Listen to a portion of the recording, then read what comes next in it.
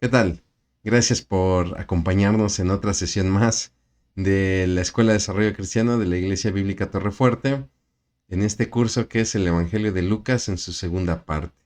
Estamos arrancando ya prácticamente con nuestra séptima sesión de este curso, donde seguimos estudiando el tercer Evangelio de los Sinópticos, recordando que Mateo, Marcos y Lucas propiamente son evangelios que mantienen la misma base, los mismos temas, de ahí su nombre de sinópticos, a diferencia del cuarto evangelio que es el evangelio de Juan. El evangelio de Lucas, lo hemos venido diciendo, es un evangelio escrito para los gentiles, por lo tanto ahonda mucho en las enseñanzas, sobre todo en las parábolas, y en esta sesión, en esta séptima sesión, no será la excepción, porque también estudiaremos más parábolas. Así que, ¿qué le parece si me acompaña en oración e iniciamos con nuestra séptima sesión del Evangelio de Lucas? Vamos a orar. Bendito Padre, cuántas gracias te damos por la bendición, Señor, de poder llegar a tu palabra, Señor, escudriñarla, estudiarla, mi Dios, y poder extraer de ella todo aquello, Señor, que impacta nuestra vida.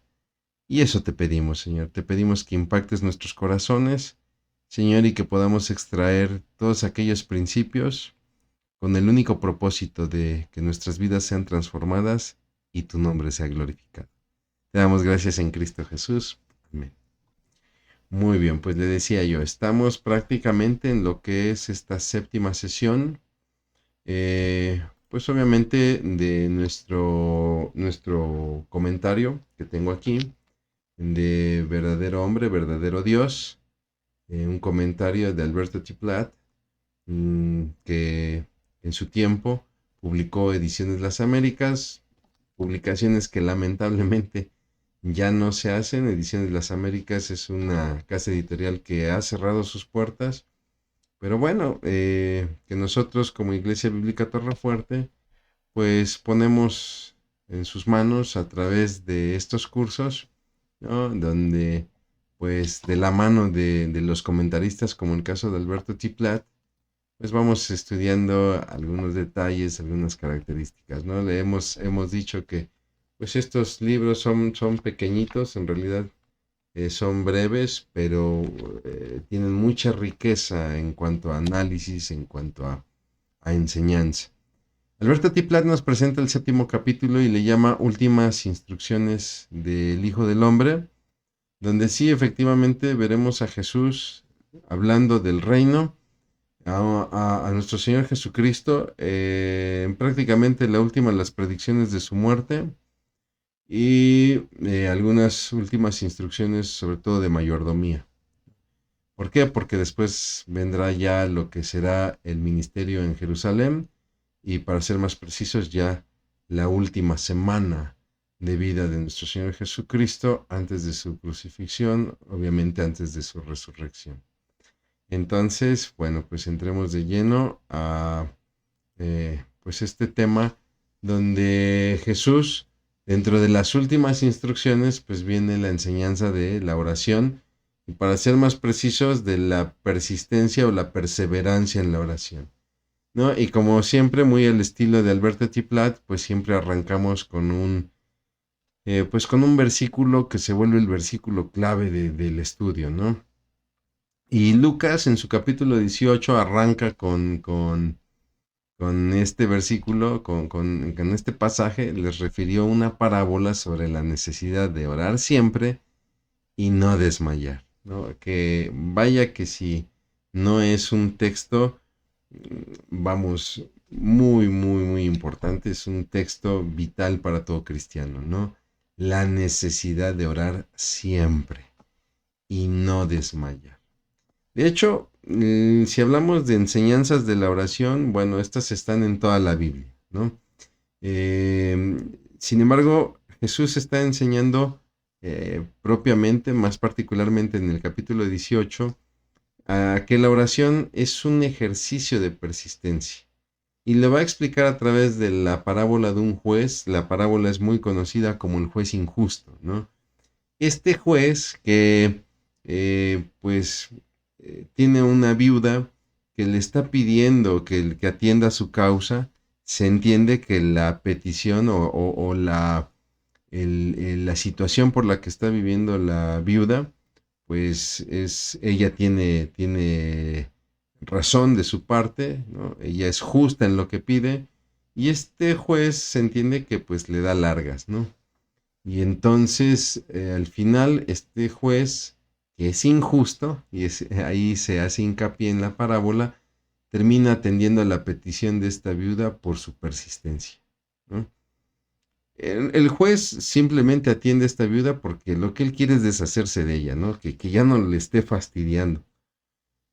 Sin embargo, viene la enseñanza de Jesús a través de su lógica, ¿no? A ver, si este juez, que es injusto, accede a la petición de esta viuda, una petición justa, no accede porque el juez busque justicia, porque por naturaleza es un juez corrupto. Pero él ya quiere liberarse, ya quiere desatarse de esta viuda que pues lo hace ver así, lo hace ver molesta para este juez. Si este juez accede, entonces consideremos que el Padre sí responderá por todo aquello que le pidamos, porque Él es justo. Y entonces viene este llamado a ser fiel en la oración y sobre todo a perseverar en la oración. No se trata de que a Dios, si no le pides algo determinado número de veces, ok, ¿cuál es tu petición? ¿Quieres provisión? ¿Quieres sanidad? Me lo tienes que pedir 1844 veces. Si no llegas a esa cifra, ni me estés molestando. No, Dios no obra así, ¿no? La oración es un ejercicio de fe. Y la persistencia en la oración fortalece nuestra fe. No es de que Dios pues sea un personaje vanidoso, o arrogante, ¿no?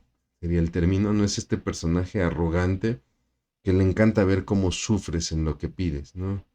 ¿No ha visto de repente a los niños que tienen a su perrito, a su mascota, y toman un trozo de carne y van a darle el trozo de carne al perrito y ya que lo va a tomar se lo quitan, ¿no?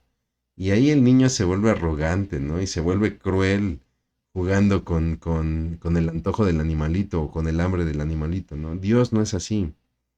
Pero lo que Dios busca a través de que nosotros estemos perseverando en la oración es que fortalezcamos nuestra fe. Es así entonces que Jesús presenta también la parábola. Ahora va a hablar del corazón de las personas, ¿no? Ya ministró acerca de la oración en cuanto a la persistencia y la fidelidad de la oración.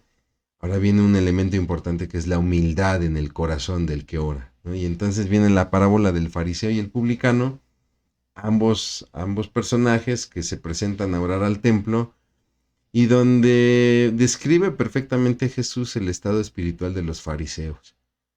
Hombres que siempre confiaban en su propia justicia, que ellos se consideraban justos delante de Dios, que ellos se consideraban herederos del reino de Dios, simplemente por el puesto que tenían, ¿no? Que desempeñaban en la sinagoga, y por lo mismo menospreciaban a otros. Y uno lo ve, ¿no? Cuando uno ve la parábola, las palabras que expresa el fariseo reflejan muy bien el cómo se mide frente a los demás, ¿no? Este, Vemos por otro lado a un publicano que él no se mide ante los demás, él expresa su realidad y su realidad es de pecado. Y no solamente declara su realidad, sino que clama ante la necesidad de esa realidad. Sé propicio a mí, que soy pecador, ¿no? Es muy diferente, ¿no? No es como aquel que declaraba que ha dado ofrendas y que no es como los publicanos, etcétera. Estamos viendo a un fariseo que usa la opinión que tiene de sí mismo para medirse ante los demás, ¿no? Y entonces la opinión propia se vuelve mi norma espiritual.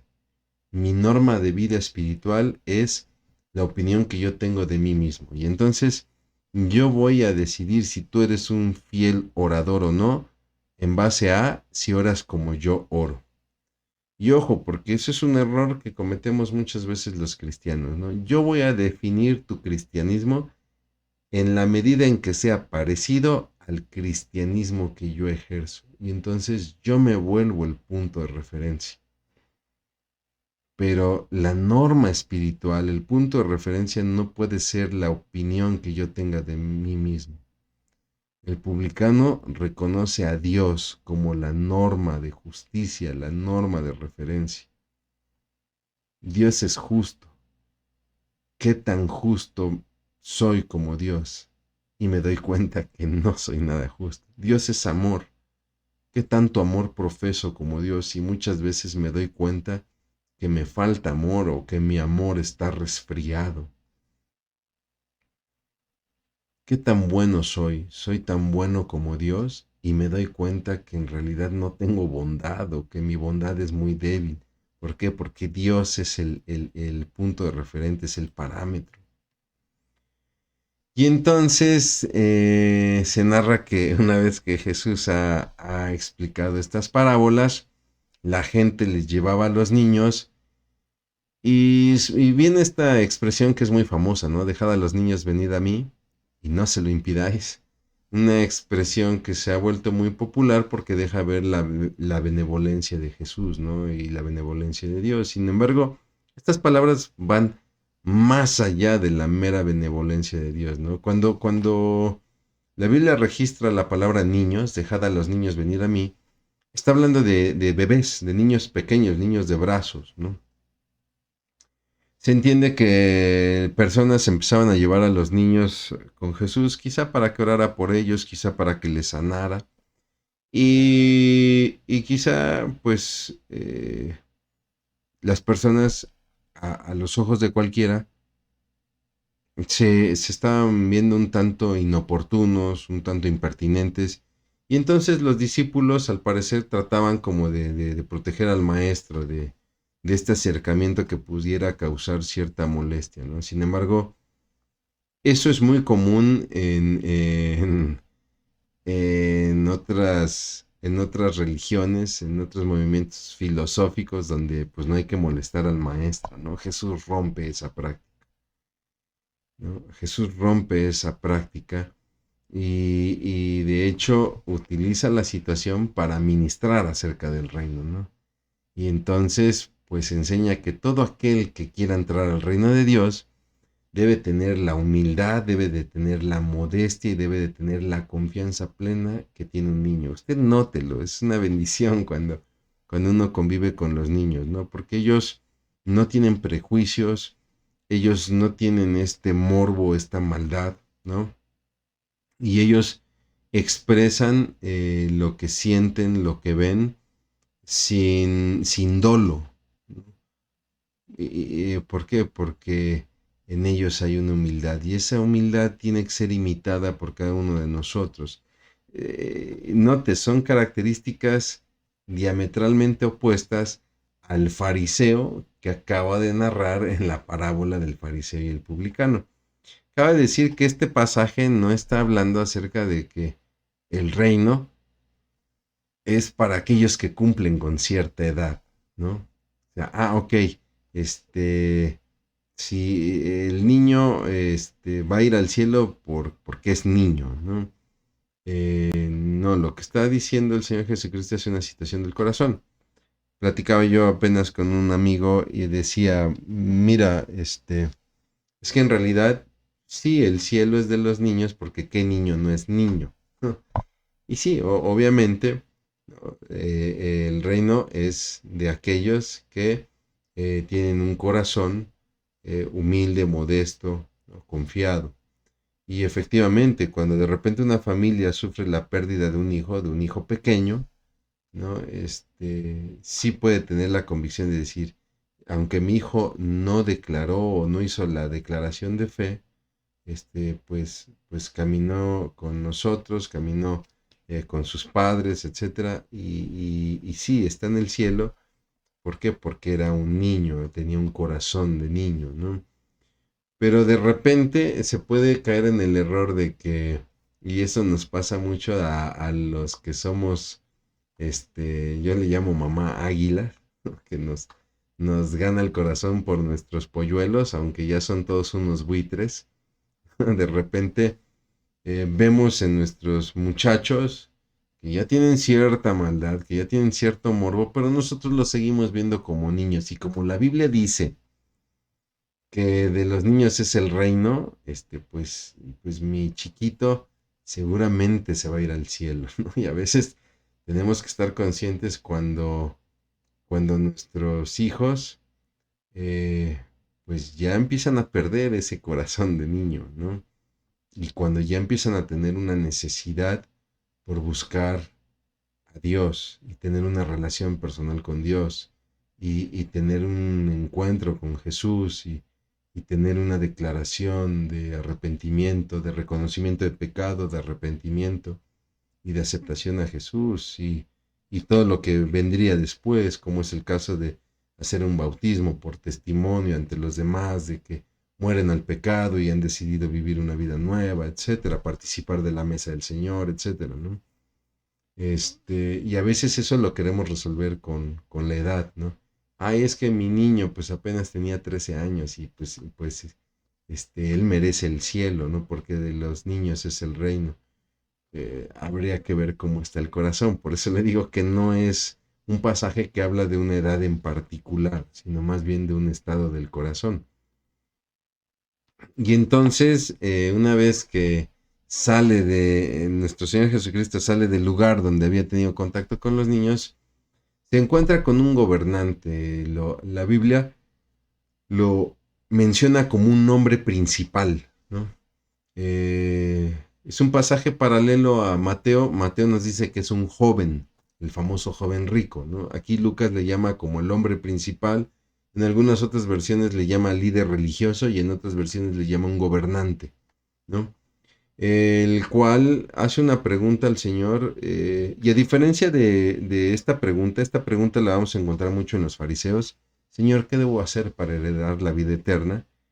En los fariseos va a ser una pregunta más bien con maña, ¿no? Va a ser una pregunta más para tentar al Señor, ¿no? Pero en este caso, este hombre creo que se acerca de una manera honesta, de una manera sincera, y así lo comentan muchos comentaristas bíblicos, ¿no? Al parecer, la actitud, la pregunta es honesta, ¿no? Sin embargo, note usted cómo llega con Jesús, ¿no? Maestro bueno. A lo cual Jesús inmediatamente reacciona, ¿por qué me llamas bueno? ¿No? Bueno solamente hay uno, Dios. Y tú me estás considerando un maestro bueno, pero bueno es Dios. Y no se da cuenta este muchacho que está hablando con el Hijo de Dios, ¿no? Entonces, pues sabemos que es un joven por la referencia a Mateo, ¿no? Este hombre considera a Jesús como simplemente una buena persona, no lo está reconociendo como el Hijo de Dios, como el Cristo, como el Mesías.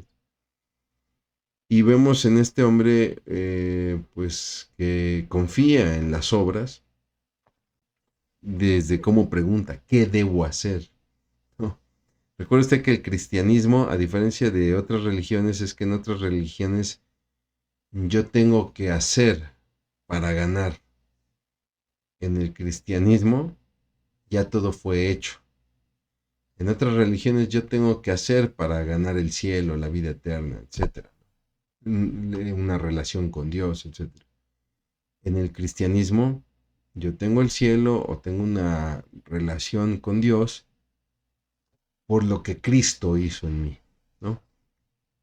Entonces, bueno, pues este muchacho sigue confiando en lo que él tiene que hacer y esa es su pregunta, ¿qué debo hacer? Y veía en Jesús una especie como de sabio, ¿no? Que quizá le podría decir el secreto para ganar el reino. Entonces es hermoso cómo Jesús eh, lo lleva de aquello que él conoce, que es la ley, a lo desconocido, que es la rendición, ¿no? Y entonces Jesús le empieza a hablar de la ley, ¿conoces la ley? Sí, y le empieza a recitar la ley y le dice, pues cúmplela, toda la he cumplido a cabalidad, ¿no? El hombre afirma que ha cumplido toda la ley. Y aquí, bueno, o suceden dos cosas. O el hombre mintió, o en realidad nunca entendió la ley y pensó que la había cumplido a cabalidad. Y bueno, pues nos inclinamos por la segunda opción porque nosotros vemos sinceridad en las palabras de este hombre, ¿no? Él pudo haber sido sincero y entendió mal la ley y pensó que la había cumplido a cabalidad. Pero el ser sincero no quita el hecho de estar equivocado. Y este hombre era sincero, pero estaba equivocado. Y entonces Jesús le da una petición, más que una petición, es un mandato: vende todo lo que tienes, dalo a los pobres y sígueme.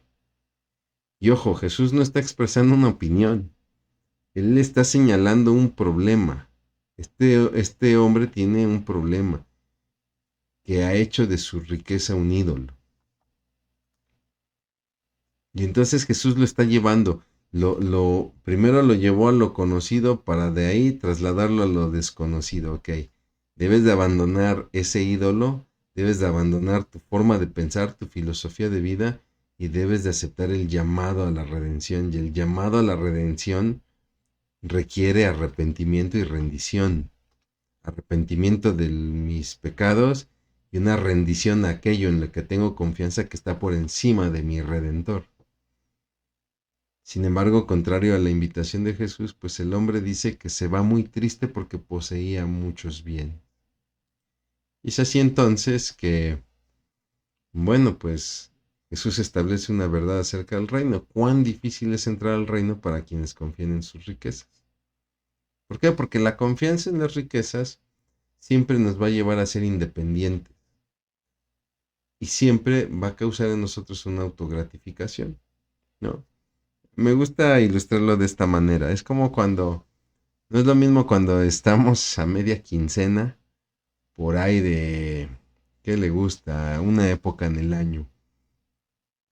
Podríamos hablar que una de las épocas difíciles normalmente es febrero, ¿no? Donde se habla de la cuesta de enero, donde estamos muy gastados. Otra época difícil, me atrevo a decir, pues podría ser por ahí de julio, donde se han pagado inscripciones, se han pagado colegiaturas, etcétera, ¿no?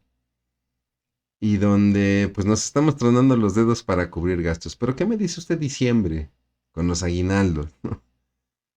Que ahí la cartera pesa, vamos, hasta caminamos de lado porque la cartera pesa, porque tenemos el aguinaldo, todas las bonificaciones de fin de año, ¿no? Y entonces crece nuestra confianza. No es lo mismo cuando yo salgo con mi familia y llevo poco dinero y por favor no pidan mucho porque no tengo tanto dinero, que cuando llevo el aguinaldo y pues lo que se les antoje yo les invito, ¿no? Hay un grado de confianza, ¿no?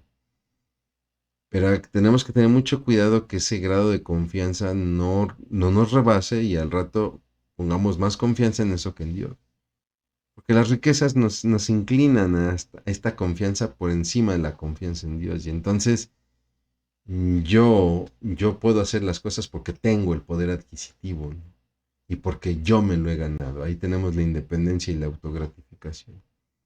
La confianza en las riquezas produce amor al mundo, ¿no?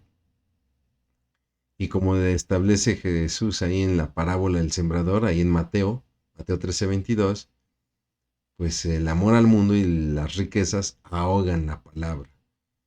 Entonces es peligroso que yo pretenda caminar con Dios, caminar en su palabra, si amo al mundo y si lo amo sobre todo a través de las riquezas.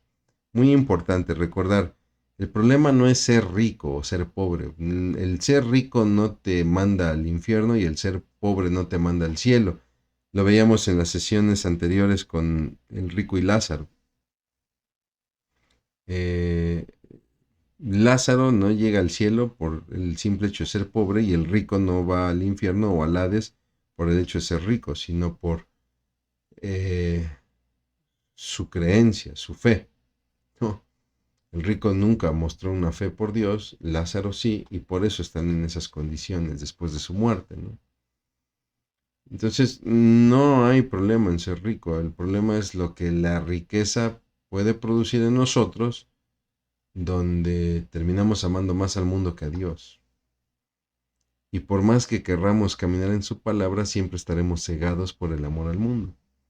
Jesús rematará la idea con esta hipérbole del camello y el ojo de la aguja, ¿no? Donde dice, es más fácil pasar un camello por el ojo de la aguja que un rico entre en el reino de los cielos, ¿no? Y esto se llama hipérbole, es decir, es una exageración. Está usando algo muy exagerado. Le pongo un ejemplo de hipérbole en la vida, ¿no? Es como cuando de repente, imagínense que yo llego muy cansado, ¿no? Y me tiro ahí en el sofá y le digo, ay, estoy muy cansado, caminé como 10,000 kilómetros, ¿no? En realidad no caminé 10,000 kilómetros. Simplemente es una expresión exagerada para indicar que caminé mucho, ¿no? Entonces nosotros usamos muchas veces las hipérboles, ¿no? Estoy que me muero de hambre. Bueno, en realidad no estoy muriendo. Simplemente quiero expresar que mi hambre es demasiada, ¿no? Entonces Jesús está empleando una hipérbole. Es más fácil pasar todo un camello por el ojo de una aguja. De repente por ahí surgió una teoría de que había una puerta en Jerusalén, en el muro de Jerusalén, donde entraban los camellos cargados de cosas, ¿no? Por una puerta que tenía forma de ojo, y ese era el ojo de la aguja, tenía forma de ojo de aguja, y por ahí pasaban los camellos y a eso se referían las palabras de Jesús. No, no hay tal, de hecho no hay indicio de una puerta conocida como el ojo de la aguja, ¿no? No, no hay tal. En realidad es una hipérbole donde Jesús está tratando de, a través de esta exageración, ilustrar la imposibilidad. Es imposible que un rico, no rico por el hecho de ser rico, ¿no? Es imposible que aquel que confía en sus riquezas por encima de Dios entre al reino de los cielos. Es imposible, ¿no? Ante esto que Jesús explica, pues obviamente viene la inquietud de los discípulos que le empiezan a hacer preguntas, ¿no? ¿Por qué? Porque para ellos es un shock. Tenemos que ponernos en los zapatos de los discípulos. De repente, cuando nosotros leemos los evangelios, de repente podemos caer en el error de pensar que los discípulos estaban medio tontos, ¿no? Y entonces ellos empiezan a preguntar cosas acerca de esto, ¿no? Híjole, pues entonces, ¿quién podrá salvarse, no? Eh, pero tenemos que tomar en cuenta que ellos son judíos y que tienen la filosofía del judío, ¿no? ¿Y cuál era la filosofía del judío? Para el judío la riqueza era un signo de aprobación de Dios. Y lo vemos en el Antiguo Testamento. En el Antiguo Testamento muchos de los que prosperaban porque eran aceptados por Dios. Pensemos en Abraham. Pensemos, por ejemplo, en Boz, que se convirtiera en esposo de Ruth, ¿no? Y así podemos ver muchos casos, Job, muchos casos de patriarcas o de varones temerosos de Dios, donde la aprobación de Dios se veía a través de las riquezas. Entonces, yo crezco con esa educación y de repente el Señor Jesucristo me dice, ¿cuán difícil es para un rico entrar al reino de los cielos? Ok, entonces, si no es el rico el que entra al reino de los cielos, que yo entiendo es el que Dios aprueba, pues entonces, ¿quién va a poder entrar? ¿Quién podrá ser salvo? Y Jesús responde y hace un contraste, ¿no? De la posibilidad de Dios frente a la imposibilidad del hombre. Lo que a ti te parece imposible, para Dios es posible. Es decir, que solamente Dios salva. No es tu riqueza. Ya quítate esa idea de que la riqueza es un signo de aprobación de Dios. Dios provee, eso es cierto, pero no significa que el que tiene mucho es porque es muy aprobado por Dios, ¿no? Más bien lo que Jesús está tratando ahora es de llevar a los discípulos hacia el arrepentimiento, hacia la confesión, más que hacia algún signo material. Y entonces Pedro, nuestro buen amigo Pedro, que siempre habla por el grupo, le dice, Señor, nosotros lo hemos dejado todo por ti, ¿no? No sé si en realidad era el sentir de todos, o si más bien lo que Pedro quiso decir fue, Señor, yo he dejado todo por ti, ¿no? Pero muchas veces vemos que Pedro pareciera hablar por todos y donde nadie lo interrumpe es que pareciera que todos están de acuerdo, ¿no? Y entonces Pedro le dice, Señor, nosotros lo hemos dejado todo por ti, ¿qué pues tendremos? Y aunque pareciera algo muy interesado y que cualquiera le hubiera podido responder, ¿qué hay en tu corazón? ¿Cómo es posible que me reproches algo así? No, no, Jesús reafirma la promesa de la vida eterna para todo aquel que renuncie a las cosas, a lo material, a las riquezas, por causa del reino, ¿no? Jesús lo va a reafirmar. Yo les digo que todo aquel que deje, que renuncie a las riquezas por causa de sí, por causa del reino, tendrá vida eterna, ¿no? ¿Y quién es la causa del reino? Pues Cristo mismo. Entonces, se vuelve interesante aquí porque es una enseñanza acerca del reino. Ya Jesús había hablado de señales del reino anteriormente y ahora más propiamente a los discípulos les está ministrando acerca del reino. Y bueno, viene lo que será el anuncio de la muerte de Jesús, ¿no? El anuncio de su padecimiento y muerte. Será la tercera ocasión en la que Jesús anunciará su muerte. Aquí le puse las citas de las tres ocasiones. La que nos ocupa, que es la del capítulo 18, el verso 31, pero ya lo había hecho en el capítulo 9, en los versos 22 y posteriormente en el 44. Hay quienes afirman que son cuatro ocasiones. De hecho, el autor, Alberto T. Platt, establece en su comentario que son cuatro ocasiones. Porque Alberto T. Platt está considerando la de Lucas capítulo 13, si no mal recuerdo es el versículo 33, donde Jesús hace un lamento por Jerusalén.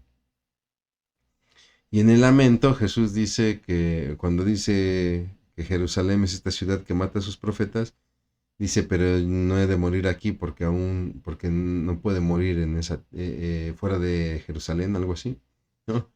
Y Alberto Tiplat lo toma como un anuncio de su muerte, pero en realidad nosotros estamos hablando de Jesús anunciando abiertamente a los discípulos que va a morir, ¿no? Y entonces en esta tercera ocasión lo hará refiriendo a lo dicho por los profetas, para ser más específicos, es Isaías 53, donde Jesús dice que él será entregado a los gentiles, haciendo referencia a los juicios que tendrá ante los judíos en el Sanedrín, pero propiamente ante Pilato en el pretorio, ¿no? Bueno, en casa de Pilato y luego en el pretorio donde será escarnecido, será afrentado y escupido, ¿no? Que son actos de humillación, es decir, está prediciendo a Jesús o está anunciando que será también humillado, que será enjuiciado injustamente a través de los azotes, tomando en cuenta que Jesús es inocente, ¿no? Recordaremos que Pilato, para tratar de calmar a la gente, lo manda a azotar, y bueno, pues finalmente que lo matarán, cuál será el acto supremo de obediencia de nuestro Señor Jesucristo. Dice Filipenses, el que fue obediente y obediente hasta la cruz, ¿no? Y que al tercer día resucitará. Jesús en este anuncio de los versículos 31 al 34 del capítulo 18, anuncia su muerte y su resurrección. Al tercer día resucitará como el acto supremo de victoria. Algo difícil de entender para los discípulos, será muy difícil de entender. ¿Por qué? Porque número uno, ellos esperaban ver a su rey gobernando. Y que de repente su rey les diga que va a morir, era difícil para ellos entenderlo. Y si ya de por sí la muerte era difícil de aceptar, ya la resurrección era un tema que era incomprensible para ellos. ¿Por qué? Porque normalmente el judío entendía que él era juzgado por sus obras en la tierra, el juicio es en la tierra, y de ahí su eternidad está en el cielo o en el Hades, ¿no? Lo que Jesús nos vino a enseñar es que vendrá un juicio futuro, un juicio posterior, ¿no? Entonces, le repito, para el judío, él vive su vida en la tierra y en base a eso será enjuiciado por Dios, para después de la muerte ir al cielo o al infierno. Entonces, hablar de que vas a regresar de la muerte no tiene como sentido, ¿no? Entonces, pues se vuelve un tema un poquito complicado para los discípulos, ¿no? Es entonces que vienen dos muestras de cómo se debe responder al reino, ¿no? Ya vimos algunas situaciones que impiden entrar al reino, ¿no? Una de ellas, lo veíamos anteriormente, era el de la riqueza, ¿no? Lo veíamos con el hombre principal, el hombre rico, ¿no? Que ama las riquezas y obviamente no puede entrar al reino de los cielos amando las riquezas, ¿no? Y también el que no tenga un corazón sencillo como el de un niño, ¿no? Bueno, pues ahora vamos a ver dos ejemplos muy lindos de cómo entrar al reino, ¿no? Y entonces viene el ciego que está ahí en Jericó, está sentado junto al camino, oye un tumulto y pregunta, ¿cuál es la razón de este tumulto? Y alguien le informa, ¿no? Es que es Jesús el Nazareno. Eh, Esto del Nazareno, ¿no piensa usted que es como una especie de apodo? Normalmente era una referencia. Las personas solían tomar una especie como de apellido del lugar de donde procedían, ¿no? Y era una manera como de ubicarlos, en especial cuando varias personas llevaban el mismo nombre. Le pongo el ejemplo de Saulo, Pablo. Pablo, de nombre Saulo, en realidad es Saúl. Es un vocablo que se deforma en el griego a Saulo, ¿no? Saúl o Saulo de Tarso. ¿Por qué? Porque Pablo nació en la ciudad de Tarso, ¿no? Y así lo vemos en la antigüedad. Tenemos, por ejemplo, a Tales de Mileto, ¿no? Bueno, tenemos a Jesús de Nazaret o Jesús el Nazareno, ¿no? La gente le informa que es Jesús el de Nazaret, pero el ciego lo llama Hijo de David. Hijo de David, ten misericordia de mí. Y al llamarlo Hijo de David, lo está reconociendo como el Mesías. Los judíos ya contaban con suficiente información de Jesús para reconocerlo como Mesías, pero carecían de fe para hacer ese reconocimiento. El ciego no, el ciego no tendrá ese problema de fe. Él por fe lo reconoce como el Mesías, clama por misericordia. Y Jesús siempre, siempre responde ante el clamor de misericordia y le dice al ciego, ¿qué quieres que te haga? ¿No? Y el ciego, pues obviamente, dice, Señor, que reciba yo la vista. ¿Por qué? Porque el ciego tiene fe en que nuestro Señor Jesucristo lo puede hacer. Y es hermoso porque cuando el ciego recibe la vista, dice que seguía a Jesús, glorificándole por todo el camino, ¿no? Es curioso cómo un ciego tenía más vista que muchos videntes religiosos. Y el otro acto de respuesta al reino es el de Saqueo, ¿no? Es una de mis historias, bueno, de las historias, perdón, en la Biblia que me encantan, porque se me hace muy simpático el personaje, ¿no? Saqueo es un jefe de los publicanos. ¿Quiénes son los publicanos? Bueno, pues son estos cobradores de impuestos que normalmente se ubicaban en lugares estratégicos, ¿no? Y en este caso, pues los que cobraban los impuestos en el camino que llevaba de la región de Transjordania a Jerusalén. ¿Cuál es la región de Transjordania? Si nosotros tomamos el mapa de Israel, de Palestina, ¿no? Tenemos de un lado lo que sería el mar Mediterráneo. Después viene la región de Palestina dividida en el centro por lo que es el río Jordán, que conecta prácticamente el monte, discúlpeme, se me fue el nombre, que está en la región de Damasco. De hecho, de este monte, el deshielo es el que precisamente causa el río Jordán, que pasa por el lago de Genezaret o el mar de Galilea, ¿no? Y llega hasta el Mar Muerto. Es el monte Hermón, si no me equivoco, espero no equivocarme. Bien, entonces tenemos el territorio de Palestina dividido a la mitad por este río. Recordará usted que del río hacia el lado del mar Mediterráneo, es decir, hacia el oeste, ¿no? Estaban mayormente las tribus de Israel. Del río Jordán hacia el lado este, ¿no? Es donde se quedará la mitad de la tribu de Manasés junto con la tribu de Gad, ¿no? Y toda esa región es la que se conoce como la Transjordania. Entonces, pues era un camino importante de la región de Transjordania, que era prácticamente ya la comunicación hacia lo que sería Asia. Era la comunicación hacia el mar Mediterráneo, obviamente por Jerusalén. Entonces, un camino muy importante donde ahí estaban los cobradores de impuestos liderados por este Saqueo.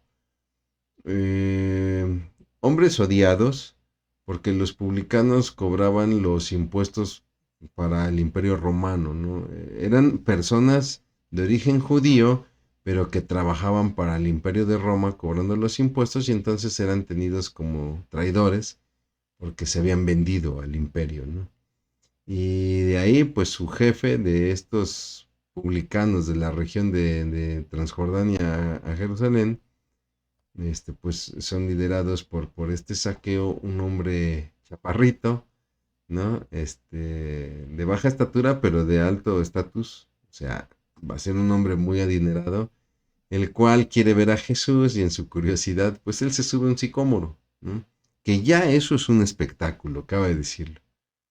Porque un hombre de tan alto estatus, de tan alta posición económica y obviamente social, es un hombre influyente, es un hombre congraciado con el imperio, porque pues les cobra sus impuestos, pues ya era todo un espectáculo verlos subir. Es como si estuviéramos, no sé, en el zócalo de la ciudad, ¿no? Y de repente va a pasar alguien, un artista, y resulta que el alcalde de la ciudad se sube al árbol, ¿no? O sea, ¿cómo el alcalde? Pues bien podría pagar por tener un lugar y ver al artista de frente y se sube al árbol, ¿no?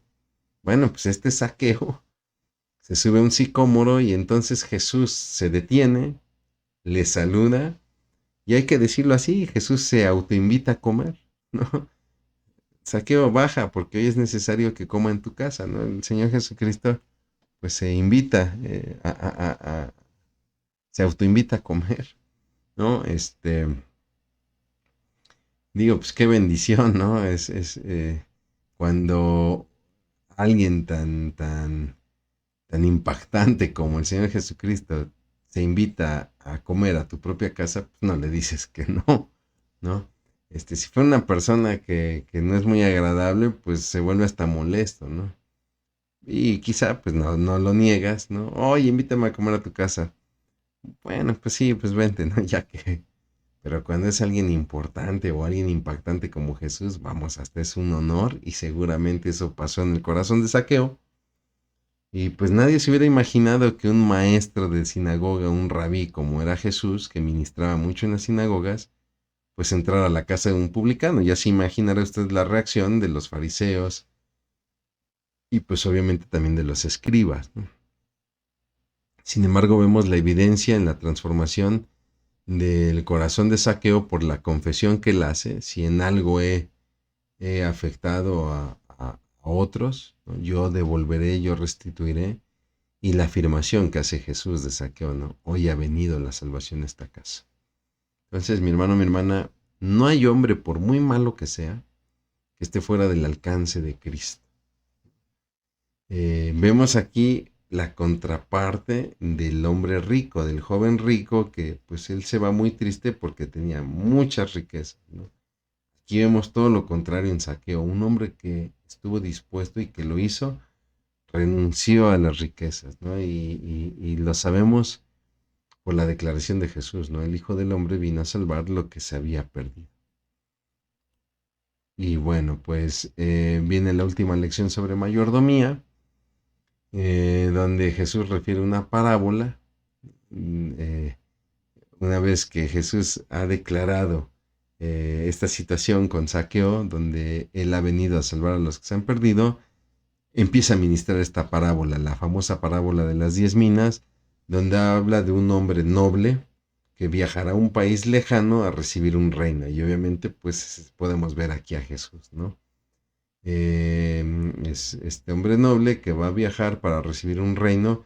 Y aquí ya tenemos evidencia de que el reino iniciará en un periodo posterior, ¿no? Le repito, para los discípulos fue difícil entender que Jesús iba a morir porque ellos lo que esperaban era que ya Jesús como rey gobernara.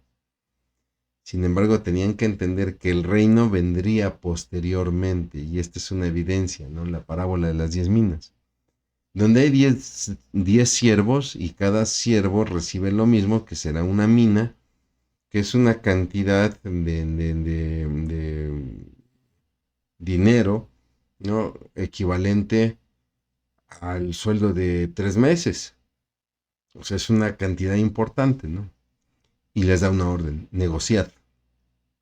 En tanto que voy, negociad, ¿no? Es un llamado a que exploten sus capacidades y sus dones. Y la parábola menciona que hay unos conciudadanos que rechazaban a este hombre noble, ¿no? O a este noble, y Jesús lo hace, pues obviamente aludiendo el rechazo de muchos judíos para con él. Entonces en la historia, en la parábola, nos dice Jesús que el hombre noble regresa como rey, ya es un rey porque ha recibido el reino, ¿no? Y regresa a pedir cuentas. La parábola no nos menciona las cuentas de cada uno de los 10 siervos, sino solamente 3 de ellos, de los cuales 2 son premiados por su fidelidad. ¿Por qué? Porque van a negociar con las minas y van a negociar con las minas y van a fructificar, van a generar eh, pues una mayor producción, discúlpeme, se me fue la palabra, un mayor rendimiento, ¿no? Si hablamos en términos de economía bancaria, ¿no? Sin embargo, pues uno de ellos no obedeció, ¿no? No lo dice la parábola, pero muchos comentaristas hablan de que haya sido un posible aliado de estos conciudadanos que rechazaban a este hombre noble, ¿no? Y vendrá un castigo severo para este siervo que no fructificó, que no negoció, donde se le quitará la mina y se le dará al que más minas tenía, ¿no? Y la parábola remata diciendo que todos los enemigos fueron decapitados, ¿no? Evidencia también de un juicio venidero. La verdad es que yo le invito a que lea la parábola con detenimiento, porque la parábola presenta mucho de la teología, de la cristología, ¿no? Del ministerio de Cristo, sobre todo en los últimos tiempos, ¿no? En los tiempos del juicio, en lo que conocemos como el escatos o la escatología, ¿no? Y la parábola es muy clara, es bastante clara en su interpretación. Y bueno, mi hermana, para terminar con unas pequeñas preguntas, perdón, para reflexionar. ¿Es usted perseverante en la oración? ¿Qué tanto persevera usted en la oración? ¿No? Recordando la parábola del juez injusto y la importancia de orar siempre y no desmayar. ¿Qué tanto persevera usted en la oración? En su vida cristiana, ¿cuál es la base de su norma espiritual? ¿Cuál es la base de norma espiritual en su vida cristiana? ¿Cómo mide la vida cristiana? ¿Lo mide a través de su propia opinión? ¿Lo mide a través de la palabra? ¿Lo mide a través de Dios? ¿Logra reconocer restos de su filosofía personal que aún intervienen en su cristianismo? Es decir, en su actuar cristiano de repente se deja llevar por cosas que aprendió en la escuela, en la casa, etcétera, Me atrevo a decir que todos pasamos por esto, ¿no? De repente comenzamos a vivir el cristianismo, pero de repente seguimos con la filosofía de papá, de mamá, de la escuela, de algún club rotario, qué sé yo, ¿no? Los scouts o qué sé yo, ¿no? Y muchas veces las filosofías de estos grupos, pues, no necesariamente son malignas, ¿no? Pero muchas veces cometemos el error de anteponerlas ante la palabra de Dios. ¿Cómo está respondiendo ante el llamado al reino de Dios? ¿Hay fe en la obra de Dios? ¿Está siguiendo a Jesús glorificándole como aquel ciego? ¿Hay cambios en su vida como fruto de arrepentimiento, como un saqueo? ¿Está produciendo fruto para Dios como aquellos siervos con las minas? Mi hermano, mi hermana, yo le agradezco mucho que me haya acompañado ya en esta séptima sesión del Evangelio de Lucas, en su segunda parte. Haré una breve oración y nos veremos pronto, si Dios lo permite, para lo que será la octava sesión del Evangelio de Lucas. Vamos a hacer una oración. Bendito Padre, cuántas gracias te damos, Señor, por la bendición de estudiar tu palabra y como siempre pidiéndote que nos ayudes, Padre, Señor, a ser perseverantes en la oración, mi Dios, a no desmayar, Señor, en aquello que tenemos necesidad, mi Dios, y reconocer que todo viene de ti, Padre. Señor, te pedimos que nos ayudes, Padre, a no amar más las riquezas que tu reino, mi Señor, a poder caminar, a poder seguirte glorificándote, Señor Padre, a poder arrepentirnos de aquello que no te agrada, mi Dios, y restituir, Padre, aquel daño que podamos haber causado, mi Dios, Señor, y que, Padre, podamos vivir una vida que te agrade y que te glorifique. Te pedimos todo esto en el nombre de Cristo Jesús. Amén. Muchas gracias, mi hermano. Que Dios le bendiga.